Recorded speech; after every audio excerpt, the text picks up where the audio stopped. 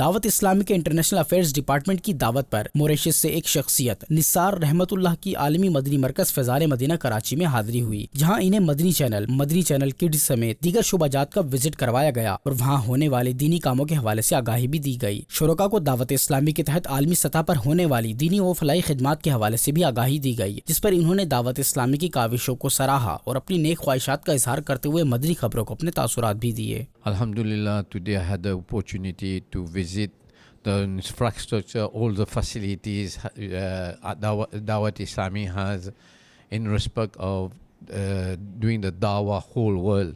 And we are right now in Madani Channel building. We visited the social media department. Now we are in Madani Channel. And Alhamdulillah, I am very much touched by what's happening here, what's being done here, using all the technologies available and using the human power, and mostly the alim who are there, the muballigh who are there, all the IT people there, to provide in the message of haqq, the message of Al-Quran and the Sunnah of Nabi Kareem sallallahu alayhi wasallam.